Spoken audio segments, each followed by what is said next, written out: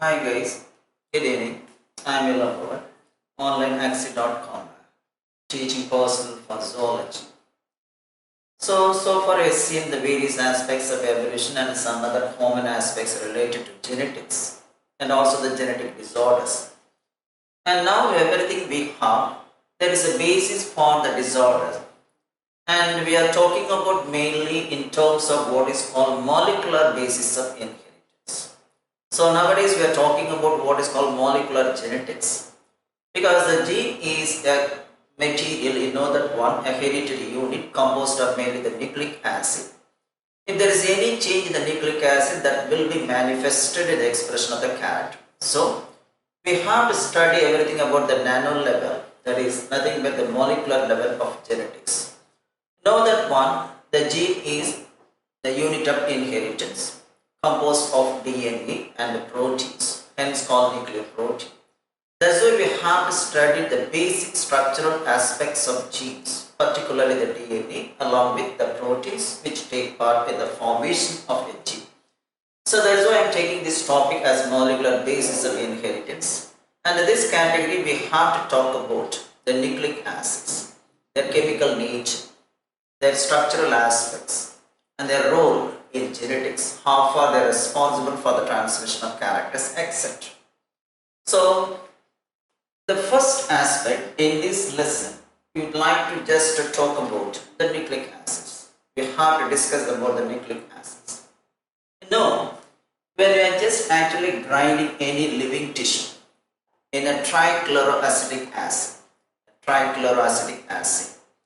then what will we get? A slurry, a mixed substance, a fluid, a semi-fluid structure.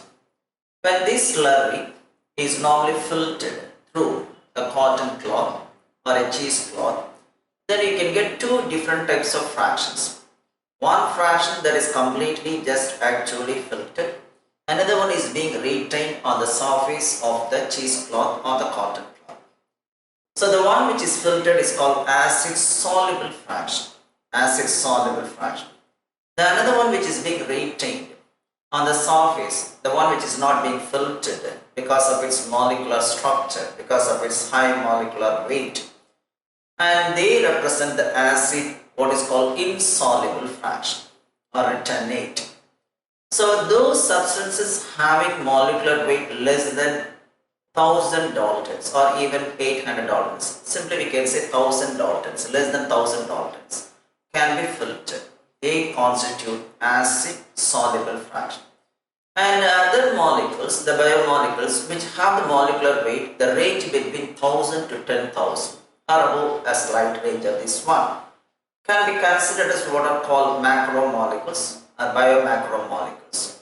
So those biomacromolecules found in the acid insoluble fraction constitute simply the macromolecules. They include mainly the carbohydrates, the proteins, carbohydrates mainly the polysaccharides, the proteins, the lipids, and finally the nucleic acids. So it is nothing but actually found a substance, a biomacromolecule found in acid insoluble fraction of any living tissue. So normally these are all macromolecules because they have a molecular weight more than 1000 and also up to the range of 10,000. And these nucleic acids are nothing but actually polynucleotides. These are all polynucleotides. That means they are formed of many just monomers nucleotides, polynucleotides, and they represent what we have the true macromolecular fraction of any living tissue. Out of the four, it is one among them. Now actually, when we are taking these polynucleotides, when we are talking about the nucleic acid, they are nothing but the polynucleotides. And they are made up of the simple monomers or the units what are called the nucleotides. And these nucleotides normally represent the building blocks of nucleic acids. Just like for example carbohydrate, if you are taking cellulose, the building block nothing but glucose. If you are taking proteins, the building block amino acids.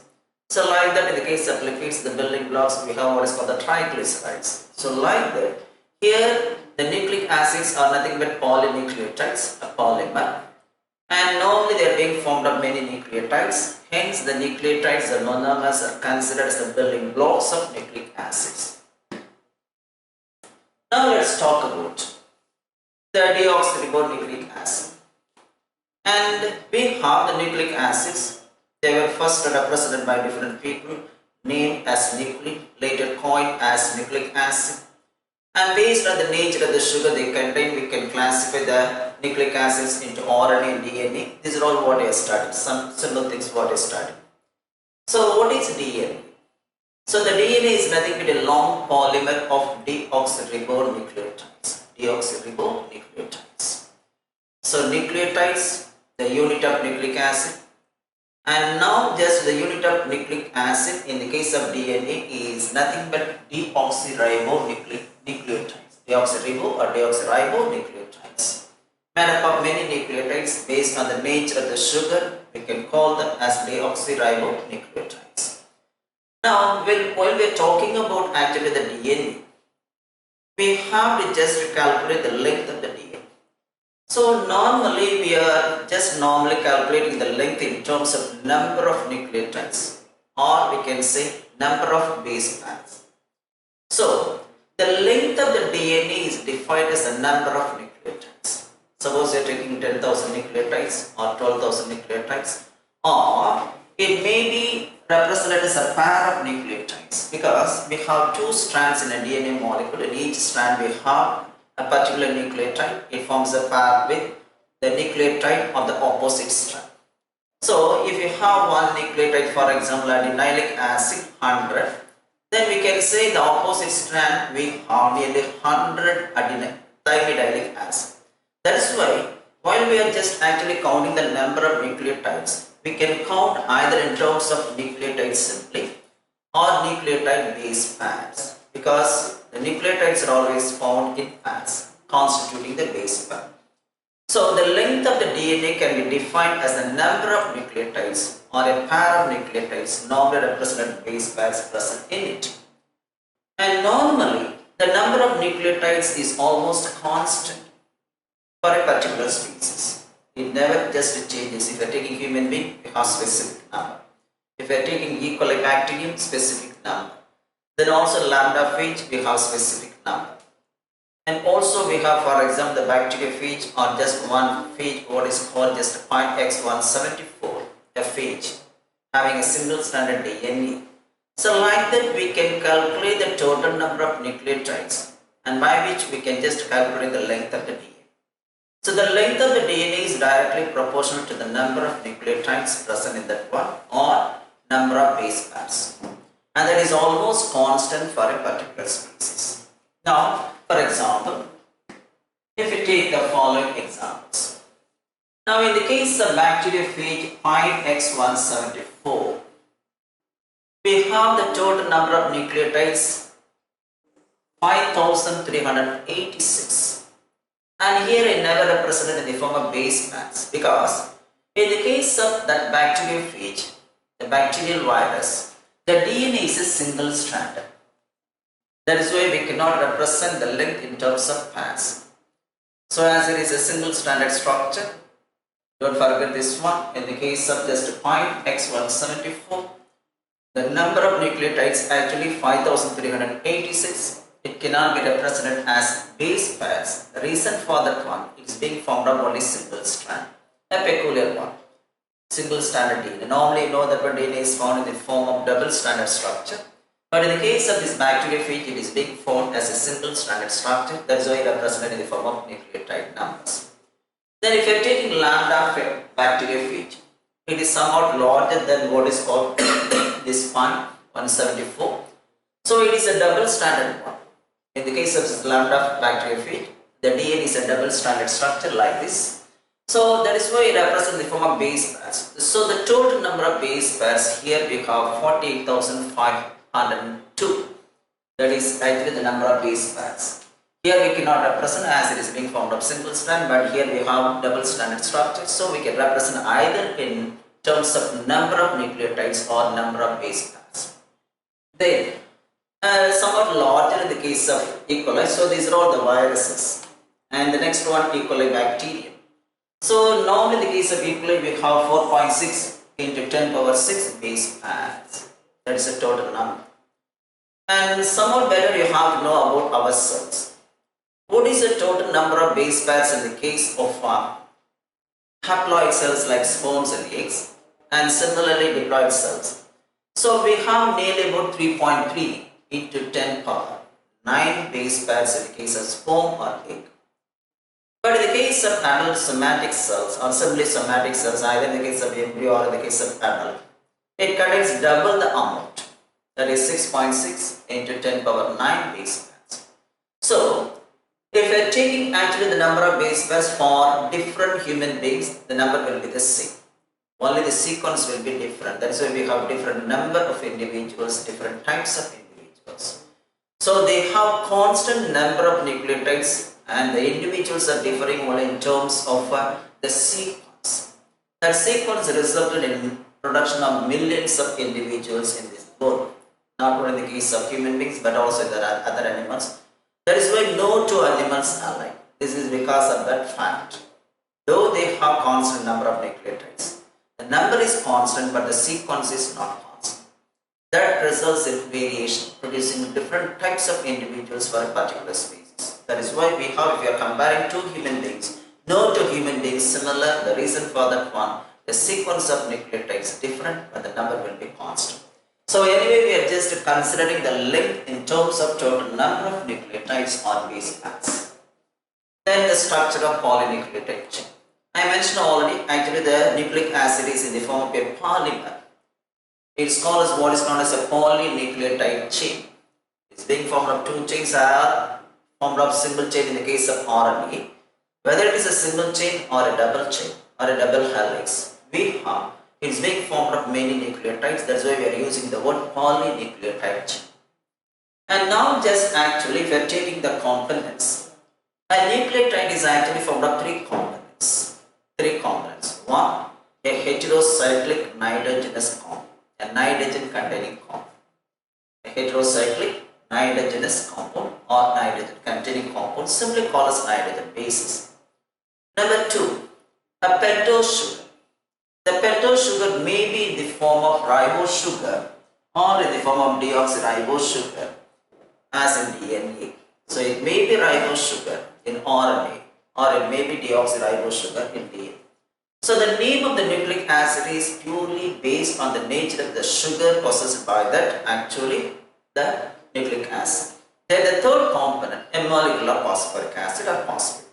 So a nitrogen base, then a pentose sugar, and then what is called a phosphoric acid molecule or phosphate together form one nucleotide, the building blocks of nucleic acid. Now let's see further. So now I am taking the nitrogenous bases. So these are all heterocyclic nitrogen containing compounds. They are not uniform in their structure, and based on the structural aspect we can classify the nitrogenous bases into two groups. One purines, another one pyrimidines.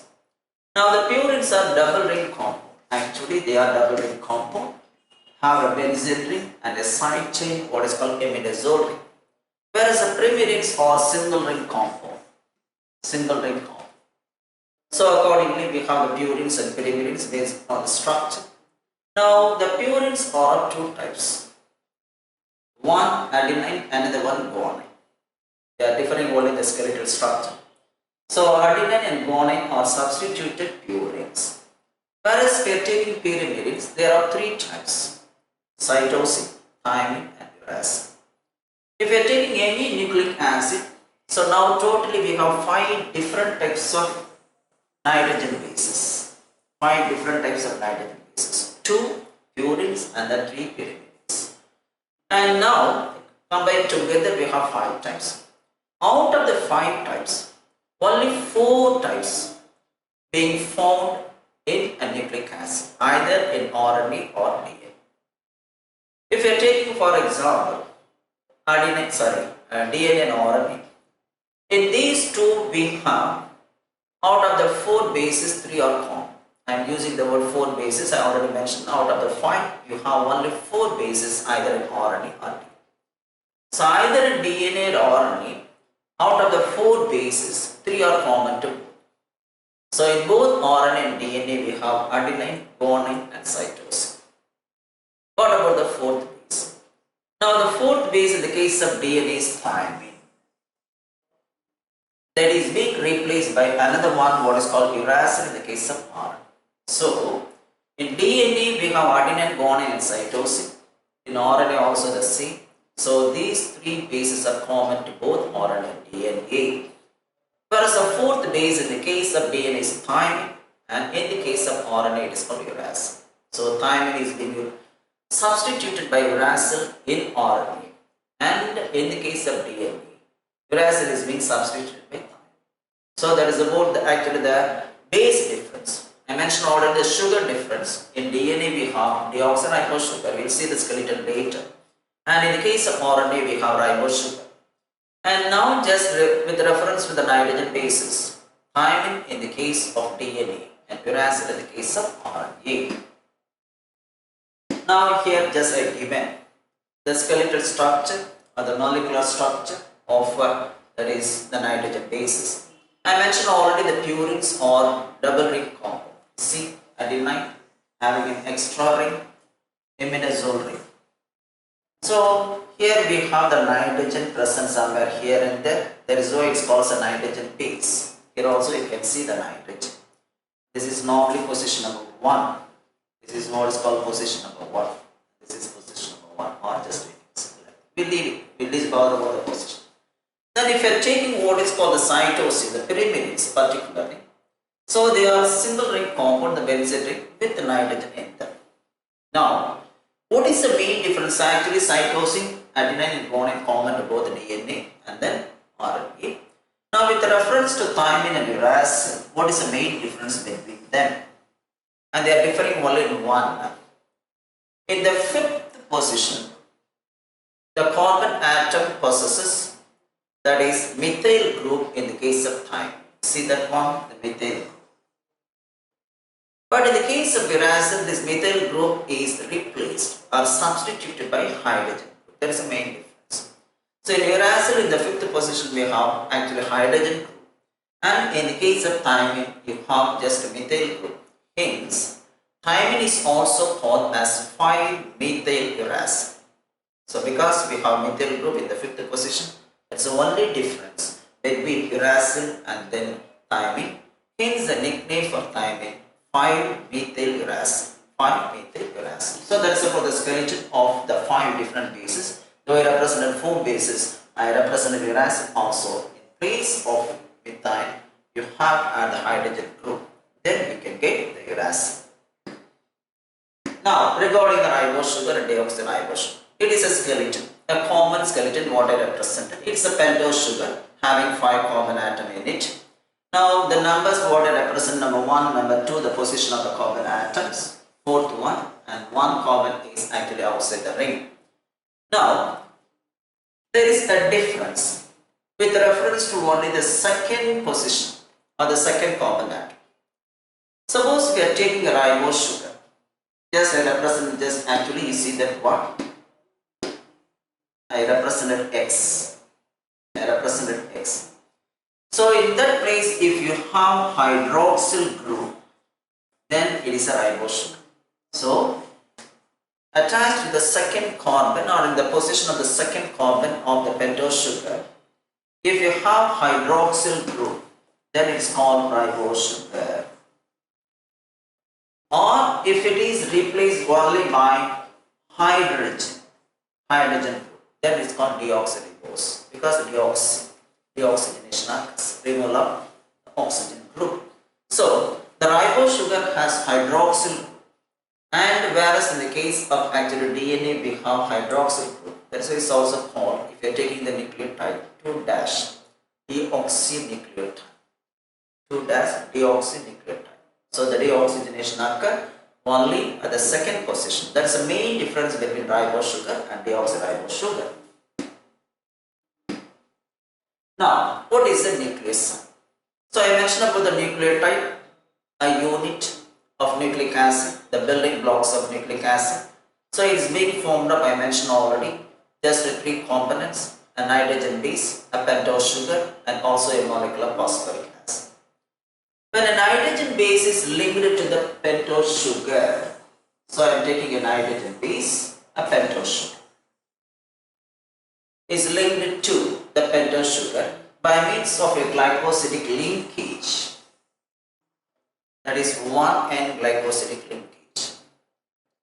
So the nitrogen group of, that is actually the nitrogen base, is linked to the hydroxyl group of the first carbon atom. That is why it's called as 1N glycosidic linkage. It is actually forming a linkage with the hydroxyl group of the ribose sugar or the deoxyribose sugar found at actually carbon number 1. That is why it's called N1N glycosidic linkage. 1 refers to the position of the carbon in ribose sugar or deoxyribose sugar, and N refers to the nitrogen group of the nitrogen base. It forms a linkage. A glycosidic linkage is normally between, you know that one, the sugars, the hydroxyl groups. That is why actually the sugar molecules are combined together to form a polymer because of a linkage that is called glycosidic linkage. So when one base plus one what is called pentose sugar united, then we will get not nucleotide, we will get a unit what is called nucleoside.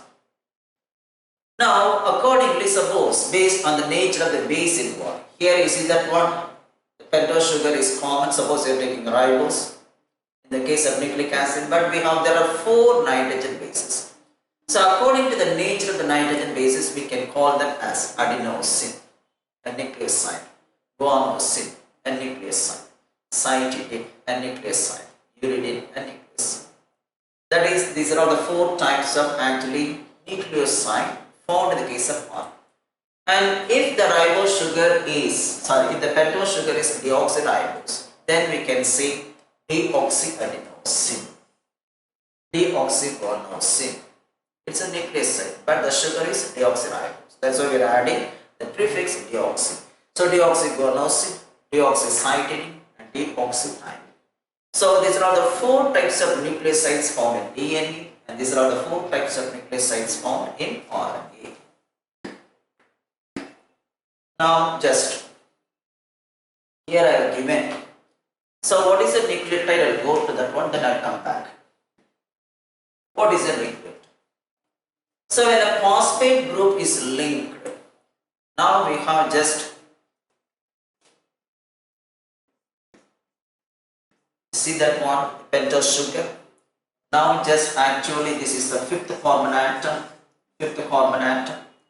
When a phosphoric acid molecule is linked, so already we have in the first position we have the base, So now this is the nucleoside.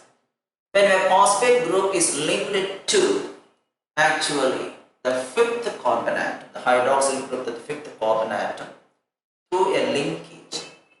So here the linkage is formed from the just between the acidic group of the phosphoric acid and the hydroxyl group of the sugar. Hence it is called ester linkage. So now the phosphoric acid, the 3rd component in a nucleotide, is normally linked or attached to the hydroxyl group of the 5th carbon by means of a linkage. The linkage is formed between the acidic group and the hydroxyl group. It is called ester linkage. That's why I represent. So when a phosphate group is linked to the 5th carbon and the hydroxyl group of the 5th carbon of a nucleoside through a linkage, what is called phosphoester linkage. Phosphoester linkage. Ester linkage normally formed, ignore that one, between an acid and an alcoholic group. So that is called phosphoester linkage. Then a corresponding nucleotide or deoxynucleotide is formed. So a nucleoside plus phosphate. So in the case of nucleoside, there are 2 units. One, just we have a nucleoside is formed of a pentose sugar and a nitrogen base linked to the 1st carbon atom. When a phosphate group is normally linked to the 5th carbon atom of the sugar, then we will get the corresponding nucleotide or what is called just a deoxynucleotide in the case of D. So I will show the picture now. This is a simple picture. Now this one, a nucleoside.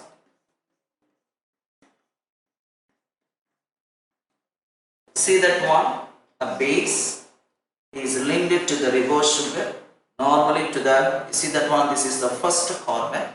That's why it's called 1 or N1 or 1N glycosidic linkage. Now this is a nucleoside. Once a phosphate group is linked to the 5th carbon atom, then we will get a nucleotide. So there are 3 units in a nucleotide and only 2 units in the case of nucleoside. nucleoside. Now this is the nucleotide. This is a nucleotide. This is a nucleoside. So this is simple structure showing how far actually the nucleoside and nucleotide being formed. Nucleoside is being formed of 2 components, whereas a nucleotide being formed of 3 components, forming the total unit. I will go back to the molecular structure. I am taking 2 examples. So I mentioned already we have a nucleoside is called either adenosine or guanosine, cytidine or thymidine or uridine. Now the left side what I represent, I am taking the base adenine. That is why it is called as adenosine. Based on the nature of the base one, we are giving the name for the nucleoside. Now this is adenosine, a purine. Now this purine is connected, you see that one, to the first carbon atom of the ribosome to form a nucleoside. So the base, then we have a ribose sugar linked together to form a nucleoside. Now we are just linking the phosphoric acid to the 5th carbon of this ribose sugar. Then we will get what is called adenylic acid. As it is an acid, we are using the word adenylic acid. As it contains only one phosphate, it is also called adenosine monophosphate. So we are using another word for this one, adenylic acid, adenosine monophosphate. Then if it is guanine, guanosine monophosphate, GMP, AMP. And if it is, for example, cytidine, cytidine monophosphate, or thymidine monophosphate, or uridine monophosphate. But we are not using the word monophosphate for either uridine or thymidine. So we are using monophosphate for adenine, guanine, and then cytosine. So accordingly, we have the following types of nucleotides. One, adenosine. If it is a ribose sugar, it is with reference to the ribose sugar only, adenosine monophosphate, guanosine monophosphate. Then you have cytidine monophosphate, then uridine monophosphate. That's simply uridine phosphate. Because there is a discrimination, that's why we are using the word uridine phosphate. So this is what we have developed. If it is actually in place of this hydroxyl group, if you have hydrogen, then it is deoxyribose sugar. Simply we have to add the letter small d, deoxyadenosine monophosphate, deoxyguanosine monophosphate, or deoxy actually cytidine monophosphate, or simply thymidine phosphate, because thymine or just uridine only in place. So this is the name, the common name adenylic acid for the nucleotide. As only one phosphate is present that is connected to the adenosine or guanosine or cytidine or thymidine or uridine. They are also called as adenosine monophosphate based on the nature of the base involved. And I will take another example. You see that one, whereas the one which is formed what in the case of RNA. So it is a single link compound. Once again, the linkage between the base and the sugar never varies, whether it is adenine, guanine, cytosine, etc. Now normally the link is actually the nitrogen base is linked to the only the first carbon atom of the ribose sugar, and the phosphoric acid is linked to either to the 5th carbon atom or to the 3rd carbon atom. To form a long chain, you can have later I will tell you. So the phosphoric acid molecule is linked to the hydroxyl group of either the 5th carbon or to the 3rd carbon, just in the ribose sugar, or in the case of deoxyribose sugar. This is a common character.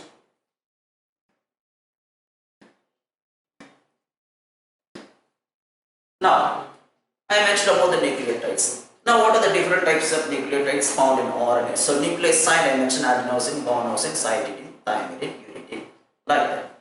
So, now what are the types of nucleotides in the case of RNA? I am just comparing. Now, it is adenylic acid or adenosine monophosphate, guanylic acid or guanosine monophosphate, simply GMP. See that one, AMP, GMP, and CMP. And then if it is cytosine, then it is called cytidinic acid, or you have just cytosine monophosphate. For iridiolic acid or thymidinic acid, we are not using any, just what is the letters, because know that one, uridine is specific to RNA and the thymine is specific to DNA. So it is not necessary to represent such a discrimination. Now if you are taking the DNA, I mentioned already we have to add the prefix deoxy. So that is why I am using DAN, deoxy adenosine monophosphate. If the sugar involved is deoxyribose sugar. So we have the two different groups. So deoxy, DAMP, DGMP, DCMP, simply thymidinic acid and thymidine just monophosphate. We are not using just actually thymidine monophosphate as it is specific. So that is about the nature of the nucleosides and nucleotides found in the two different types of nucleic acids. Then, so normally one nucleotide is linked to, so far we have seen the linkages between the nitrogen group and the hydroxyl group of the sugar. That is what is called, I mentioned, glycosidic linkage. And also the linkage between the phosphoric acid and what is called the hydroxyl group of the ribose sugar. That is called ester linkage. Now, so we have found one nucleotide. So as a representative one nucleotide, we'll see one nucleotide is connected to another nucleotide. So this is, and here we have the base, I am writing simply. And here we have what is called the phosphoric acid. This is one nucleotide. And normally it is linked to the adjacent nucleotide to form a polynucleotide. That is why actually each strand is a polymer of many nucleotides. They are linked together. Now this is the third carbon atom and this is now the fifth. Suppose we are taking another sugar, that is a fifth. Now, for example, so this is another sugar. You will see the picture later once again. This is the fifth carbon and this is the third carbon. Actually, see here normally the fifth carbon of one sugar is linked to the phosphoric acid, and that phosphoric acid is linked to the third carbon of the preceding sugar molecule. Suppose we have the phosphoric acid here. I represent the fifth one for the previous. Now, the hydroxyl group of the third carbon of the previous sugar molecule forms a linkage with the hydroxyl group of the fifth carbon of the succeeding sugar molecule. So, you have actually by means of ester linkage. Now, here there is one linkage between the phosphoric acid and the hydroxyl group of the previous sugar molecule. That is one ester linkage. And similarly, there is also another linkage found between the same phosphoric acid with the hydroxyl group of the fifth carbon atom. So this is 3' and 5'. So we have two linkages. This is one ester linkage, this is another ester linkage. So it is called phosphodiester linkage.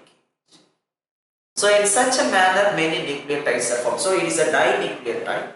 A dinucleotide is formed because of the linkage between the phosphoric acid with the hydroxyl group of the third carbon of the preceding sugar molecule and with the hydroxyl group of the fifth carbon of the succeeding sugar molecule, as there are two linkage groups, two ester linkages. This is called phosphodiester linkage. So, a polynucleotide chain is formed because of a phosphodiester linkage between the sugar and phosphoric acid. I will show it. See, the two nucleotides are linked through 3' 5' phosphodiester linkage to form a dinucleotide. And similar addition happens so that we can have more nucleotides added together. In such a manner, we can get a long polynucleotide chain. Now I love this. Now here is, I mentioned what I drew. This is what is called one nucleotide. Having the sugar, say an example of ribose sugar, and this is the base, and this is what we have, the phosphoric acid molecule at the fifth position. Now I am taking another sugar, having phosphoric acid at the fifth, and then we have free hydroxyl group at the third. Now here also a free hydroxyl group here, the preceding sugar molecule. Now a linkage is formed between the hydroxyl group of this third carbon atom with the phosphoric acid, and similarly with the fifth carbon atom of this sugar with the phosphorus. So this is one ester linkage, this is another ester linkage. Now we can get what is called phosphodiester linkage or bond. So this is one and this is another one. One such ester linkage on either side of the phosphate group. This is what is called phosphodiester linkage. So in such a manner, many sugar molecules are attached with one another with their 5' 3' hydroxyl groups resulting in the formation of a polynucleotide chain. Here now this is a simple diagrammatic one, here the skeleton. Now you see that one, this is the phosphoric acid. Now first let us take actually the nucleoside. See, I am taking simply a base adenine, and this is being connected or linked to the first carbon. That's why I am using the word 1. And as the nitrogen group is involved, this is called N, and it is a linkage formed between the sugar. Between the sugar and the nitrogen base, it's called glycosidic linkage. So now this is what is called a nucleoside. Now we have actually the phosphodiester bond that is formed between the two successive nucleotides.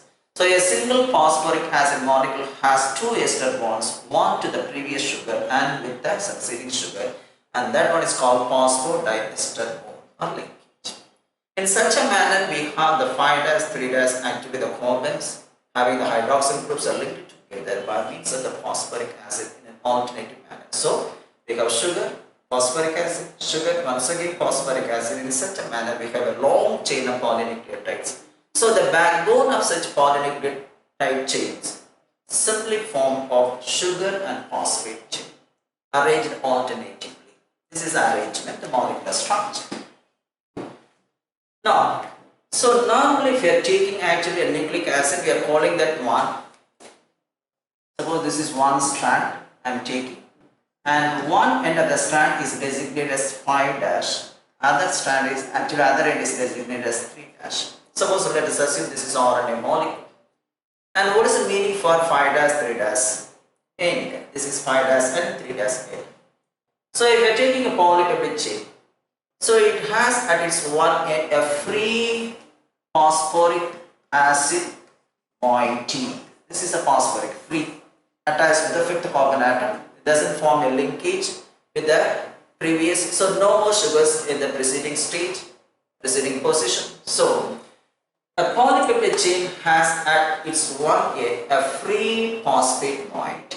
So I am using the word phos moiety as substance at 5' end, and 5' end of whom the deoxyribose sugar, at 5' end of deoxyribose sugar or ribose sugar, and that is why this end is referred as what is called 5' end. So the 5' end refers to the free phosphate moiety, the one which is attached to the fifth carbon atom of the sugar. Then the other end we are just actually 3' end. So the other end, you see that one, the deoxyribose sugar has a free hydroxyl. So here we have the free hydroxyl group at the third position of the carbon atom of the ribose or deoxyribose sugar. That is why it's called as 3' end. So at 5' end we have free phosphate group, at 3' end we have free hydroxyl group of the sugar. Okay, so that is why it is named as 5' end and 3' end. Now here just I am giving a simple structure. A simple structure, we are not given any description. Simply you can have, for example, this is the backbone. The yellow colored one represents the backbone. This is another strand because the DNA is a double stranded structure. Now this is phosphoric acid, sugar, phosphoric acid, sugar, phosphoric, like that. You see they are arranged alternately. And now the sugar and phosphoric acid molecules are connected with one another by means of phosphodiester linkage. Now this is what's called 5' end.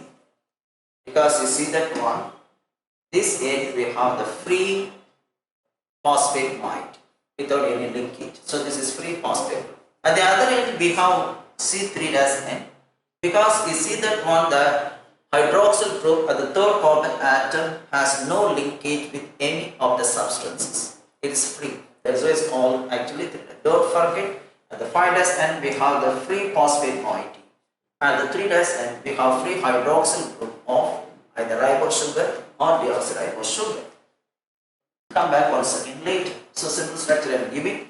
We will discuss later some more about this one. So a molecular model. So now we know that one, the nucleic acid represents a variety of secondary structures, primary structure and secondary structures. But we can have a number of secondary structures. One such secondary structure proposed by Watson and Crick in 1953, the double helical model. So this is Watson and Crick model of DNA. What we are just following at present is nothing but the molecular model as proposed by Watson and Crick. So according to the Watson-Crick model, actually the DNA is a double helix. I represent the double helix. It is in the form of a helical staircase. Just like a staircase, the one which is arranged helically like that here. So when they just imagine that what we call this one a ladder, before it is being folded, this is a ladder. These are all the poles. We have the rungs. The steps are called as the rungs of a ladder. While we are just twisting the ladder, we can get a helical structure just like a helical staircase. But the distance between the two poles is not changing. Though in the picture we can have some sort of overlapping, this is not a place of overlap. Imagine we are having what is called a ladder, we are twisting the ladder. While twisting the ladder, you see that just only the helical nature is formed. But the distance between the two poles never changes because we have the rungs of uniform length from top to bottom. The same manner here, while the two strands become twisted, arranged helically, though these structures looking apparently overlapping structures, but there is no such overlapping. We can have also the same distance at this point between this red and the green strand. We will discuss later more about it. So, and normally it is in the form of a helical structure. The helical structure actually, while it becomes twisted, we can form certain grooves. And just like active sites in the case of enzymes, some of them are larger, they are called as the major grooves, and some of them are smaller, you can see they are called minor grooves. The distance between the two, what is called the turns or helix. So they are looking like what is called a helical staircase. So in some places we have the distance between the turns, so each one is called as a turns, and between the turns larger, then we can have what is called the major groove. In some places they are closely arranged, each turn, the adjacent turns are closely arranged, then we can get what is called the minor groove. Here similarly I want to compare the external structure. I am not going deep here, we will go back once again later. Now this is the DNA model. As a general rule, you know that when the DNA is a double stranded structure, and as a general rule the RNA is a single stranded structure. I mentioned already we have the basis in the case of DNA, adenine, guanine, cytosine, thymine. But in the case of RNA, we have this uracil. That's the main difference. So a structure showing a molecular structure, not the skeleton, just simply the skeleton, external skeleton of DNA and RNA for mere observation, not we are going deep. So these are all the bases what we have in the case of this DNA, and here these are all the bases found in the case of RNA in addition to the sugar ribose. Now, what is the backbone of the nucleotide? What is the backbone of the chain? I mentioned already, the sugar and phosphate groups are arranged alternately. They form the backbone of each chain or strand or a polynucleotide chain. So the backbone of polynucleotide chain is formed by sugar and phosphates. So what is the main difference between this RNA and DNA with reference to the sugar molecule, what I represented earlier? Here once again. So every nucleotide residue in RNA has an additional OH group in the second position of the carbon atom of the ribosome. So there is a difference. And the same one is absent, you know that one. There in DNA we have only the hydrogen group, not the hydroxyl. This is the main difference. And because of the presence of this hydroxyl group A, because of the presence of this hydroxyl group, normally the RNA is highly active, not having a long standing lifespan. We'll discuss later about the difference ones. Anyway, the main difference between the ribose sugar and deoxyribose sugar, what I showed in the picture, that is the skeleton of ribose and deoxyribose sugar with the X, that is the presence of hydroxyl group in RNA, absence of it in DNA at position number 2 of the carbon atom, the sugar. Then, once again I mentioned about the base. The thymine is also called 5-methyl uracil because in the case of the 5th position of the carbon of that is thymine, hydrogen group is replaced by methyl group. That is why another name for the thymine is 5-methyl uracil. So 5-methyl uracil refers to nothing but thymine only. Now, before going to deeper into the molecular structure, so we have seen only the units of nucleic acid. What are the different units of nucleic acid? Let us have something about the historical aspect. So the nucleic acids were first extracted by a person in 1869 by name Friedrich Meister. He was the first person isolated nucleic acid from the pus cells, particularly from the nucleus of the pus cells. As it was isolated, as it was confined at that time, just actually, normally the nucleic acid, you know, that is mostly confined to the nucleus.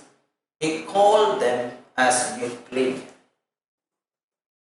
He didn't give actually the nucleic acid a name.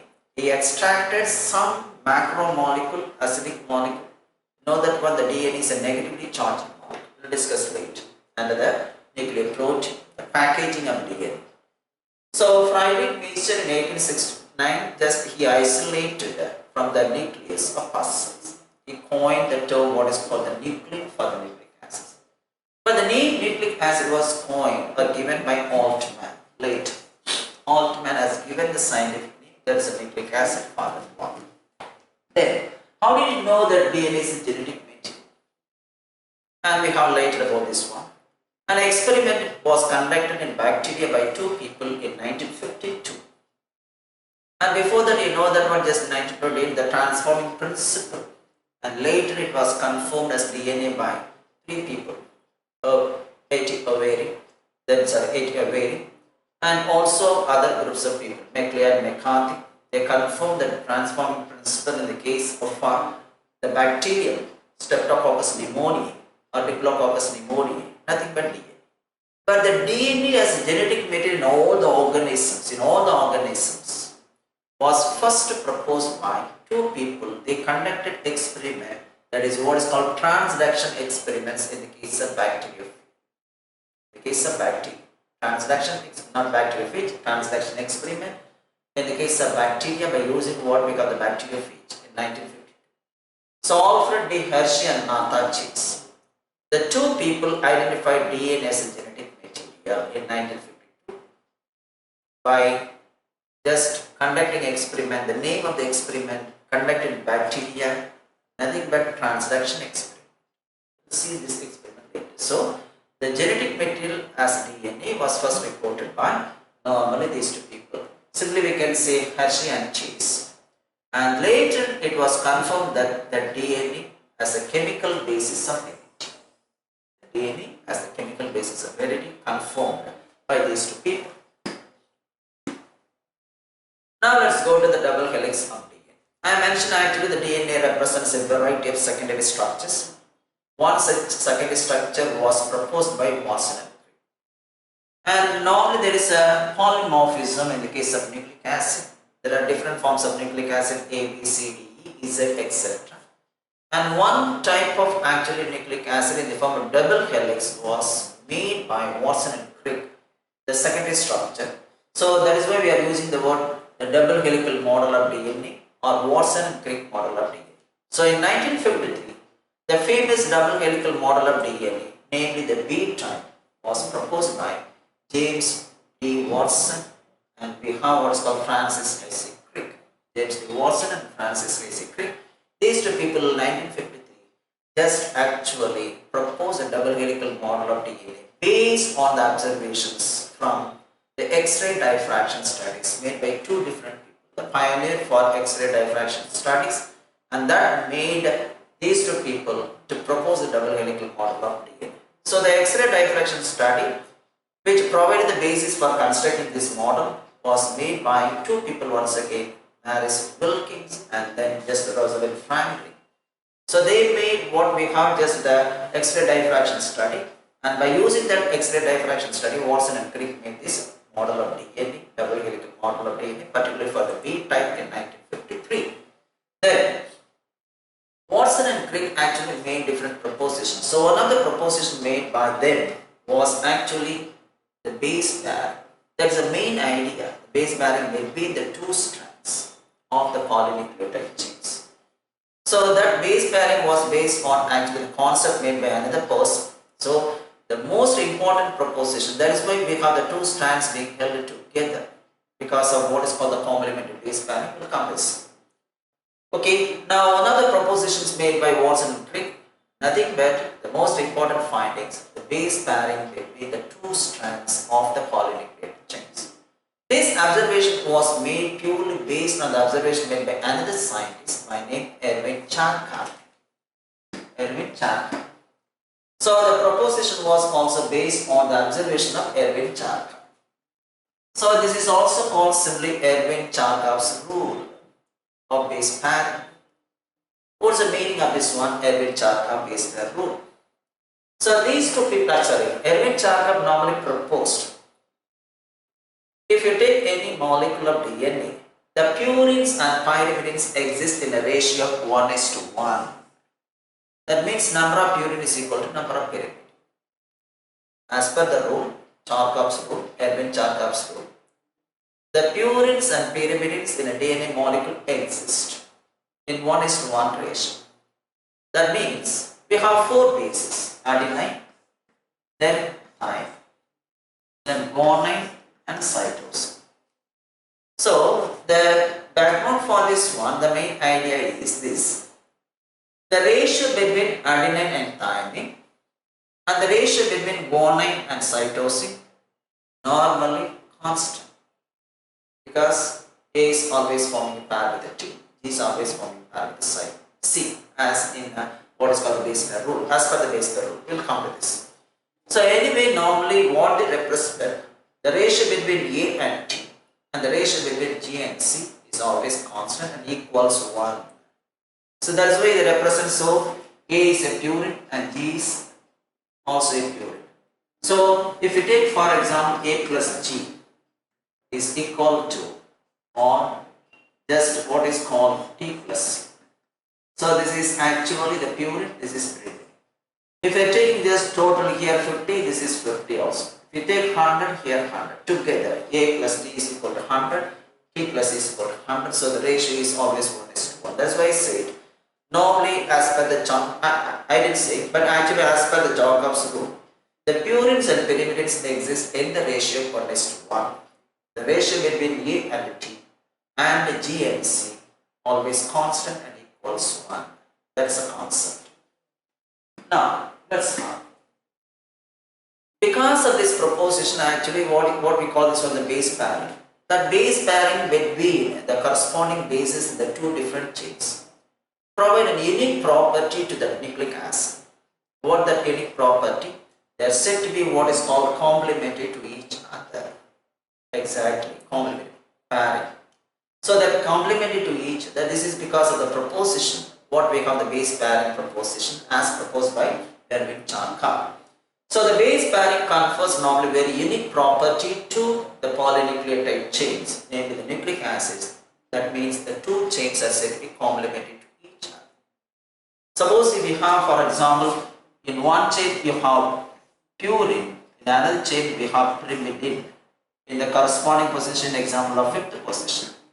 This is what is called complementarity, complementary base pairing. The purine always forming a pair with, then only we can have the number of purine is equal to number of pyrimidine. The concept is applicable only when you have the number of purine is equal to number of pyrimidine, and that will be helpful in making the concept what is called the complementarity in base pairing. So there is a unique property that is developed in the case of nucleic acids, particularly DNA, because of the property of base pairing. Now, so here I represent. I mentioned already the number of purine is always equal to number of pyrimids. That is, A plus G is equal to T plus. Or we can take either way. A plus C is equal to T plus. Here I am taking that is, this is another one similarly. These two are not purines.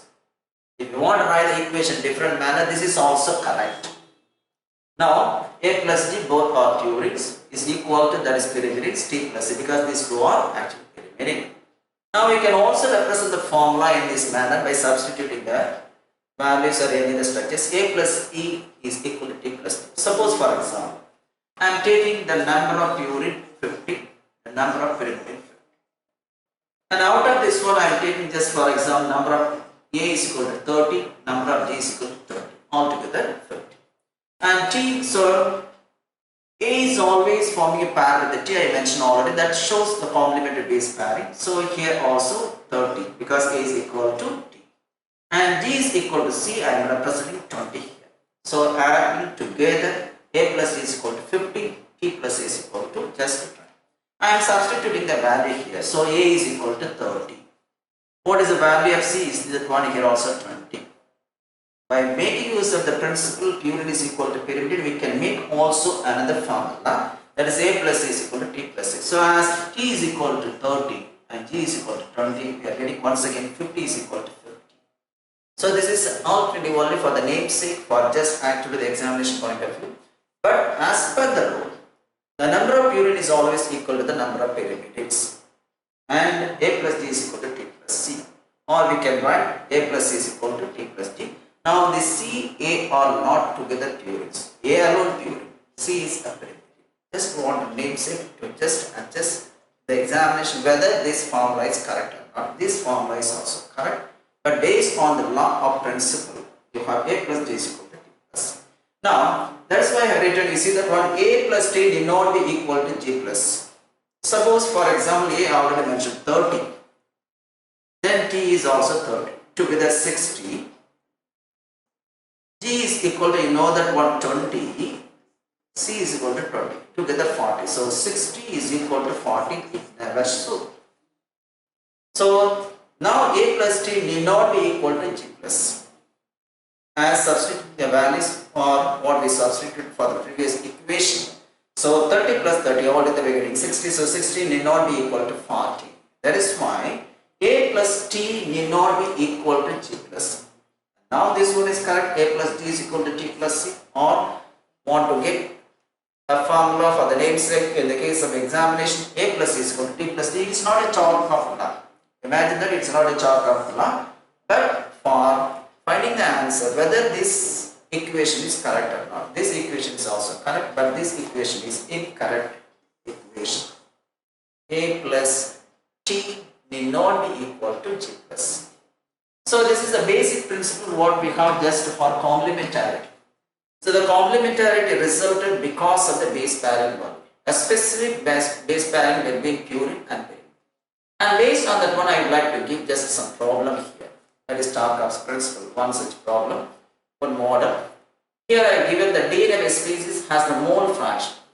So we can just actually calculate the weight in terms of mole fraction or in terms of percentage, etc. I am using the word mole fraction of G and C equal to 0.36. Mole fraction of G and C. Mole fraction of G is equal to 0.36. Mole fraction of C is also equal to 3.6 because G is always equal to C. So mole fraction of G and C equal to 0.36. The meaning for that one, mole fraction of C is 0.36. Mole fraction of G is 0.36. Now if you are considering the total weight as a discrete unit, 1 mole fraction. So for example, G plus C is equal to, if you want to get, that is A plus T. Here two values are given for two components, G and C. You have to add these two values. So we are getting the total value of G plus C, that is equal to, we see that 1. Sorry, I made a mistake here, just a simple problem, I made a mistake, it's just make a correction. So together we have the G and C equal to, I made a mistake, not G is equal to 36 or C is equal to 0.36 together as per the statement, as per the problem, G and C equal to 0.36. So totally G plus C is equal to 0.36. Not each one 0.36, make a correction of it, sorry for it. Now if you want to get the remaining two, A plus T, you have to subtract this value from the total mole fraction of 1. So the remainder is nothing but A plus T. So mole fraction totally 1 or 100%. From that one we are subtracting what is called G plus C value, that is 0.36. The remainder is 0.64. So the 0.64 is equal to A plus T. Both together 0.64. As per the formula, you know that in the rule A is always equal to T. Both are equally plus. If you want to get one value, so A plus T divided by 2. See, as A is T, then A is equal to then 0.64 divided by 2. 0.64 divided by 2. So the value of A is equal to 0.3. As A is equal to T, we have to divide this value 0.64 divided by 2. So 0.3. So this is one problem. So we are taking together the values of G and C 0.36. Sometimes it may be given in the form of percentage. I will give the problem the next one also. So anyway, you have to apply the formula based on the Charkov's base pair rule. They are giving only one. The value of A is equal to such one. And what is the value of what is called G or C? Not asking T. So value of A is equal to always T. If value of A is given, you can calculate easily value of T. Okay. Now one more problem, just with the same one in a different manner.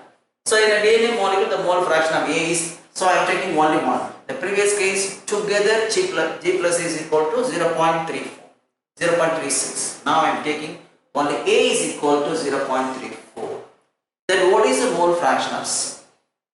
So the total value is 1 and A is 0.34. We have to calculate the total value of A plus T.